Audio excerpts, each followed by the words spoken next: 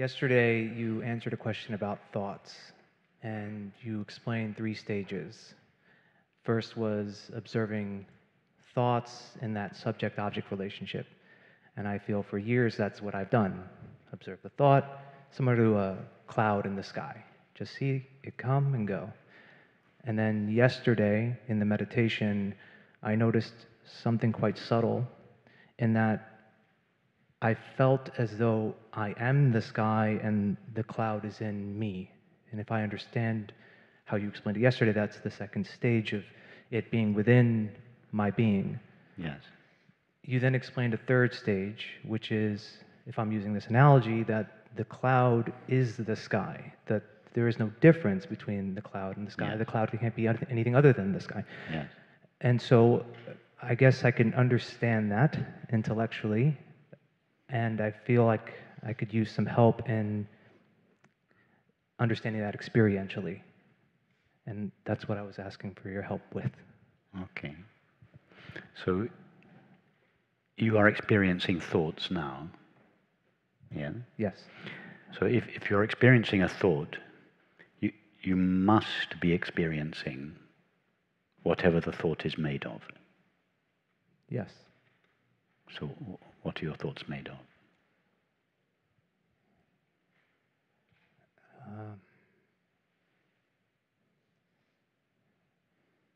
I guess I don't know. There could be a thought that's an image or a thought that is words, but... Okay, but let's take a thought that appears in the form of words. What should we have for dinner tonight? Mm-hmm. Any thought. If you're experiencing that thought, you must be experiencing its reality, what it's made of. If you're watching a movie, you must be seeing the screen. You can't watch the movie and not see the screen.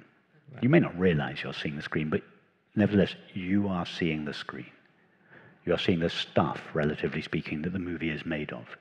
Now, if you're having a thought, if you're knowing a thought, you must be experiencing whatever it is that thought is made of. So, just as all you need to do to find out what the movie is made of is to go up to it, touch it, come close to it. When you look at it from a distance, it looks like a landscape.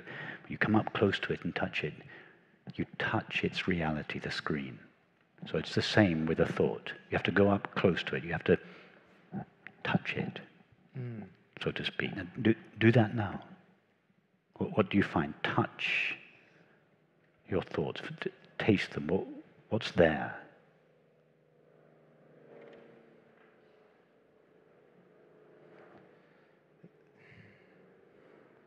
I guess the only thing that is there is kind of an awareness of it. It's like a knowing of it. I can't think of anything else. Okay. So you say that there's the knowing of it, the knowing of the thought. So you have this. You go up to the thought. You touch it, and you say, all that's there is the knowing of it. But so you have the knowing. But what is the it? You say the knowing of it. Where is the it apart from the knowing? I understand when you say, I touch the thought, I find knowing. But you didn't say that. You say, I touch the thought, I find the knowing of it. What's the it? There is no it. Perfect. That's it. There is no it. It's just knowing. When you reach out your hand and touch the cloud, all you find is the sky. When you reach out your hand, touch the stuff the thought is made of, all you find is knowing. Not the knowing of it. Because you never find the it. You only find the only substance you find in the thought is knowing, just as the only substance you find in the landscape is the screen. It's never the screen and the landscape. It's just the screen. It's never the knowing of thought.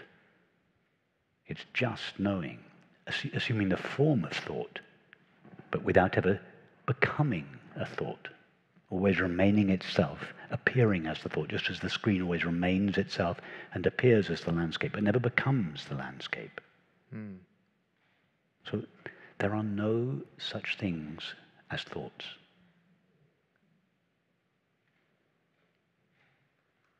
But I'm afraid it's worse than that. It's not just that there are no such things as thoughts. There are no things, period.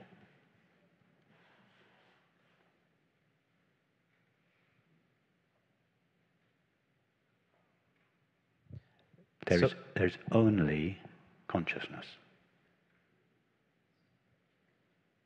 So in, let's say, sitting with whatever, I'm going to use the word thoughts, but the thoughts as they come up, you said, just try and touch them is kind of the work.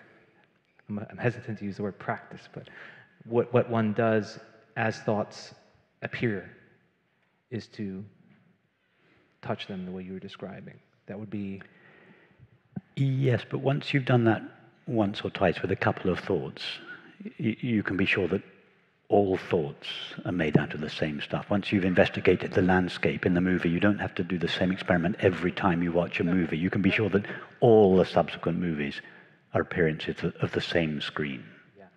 So once you've done that once or twice with your thoughts, your sensations, your perceptions, you don't have to keep doing it. You just have to let this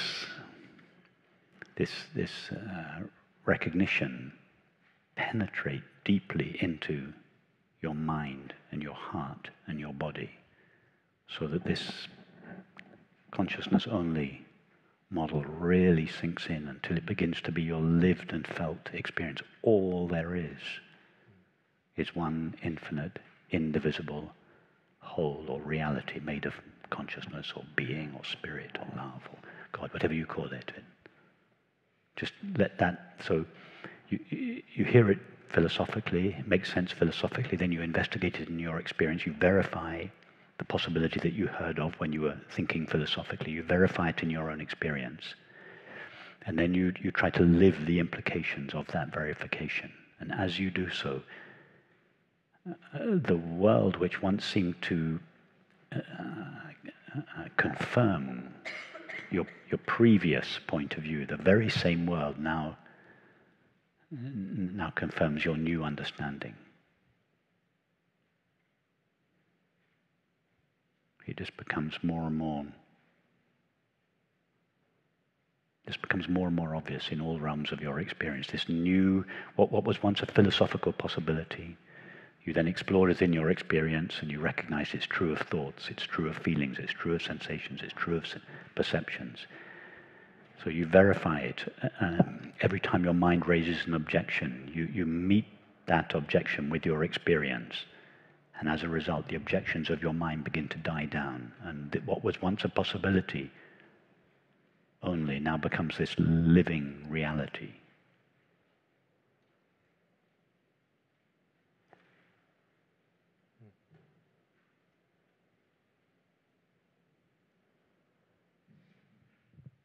Thank you so much.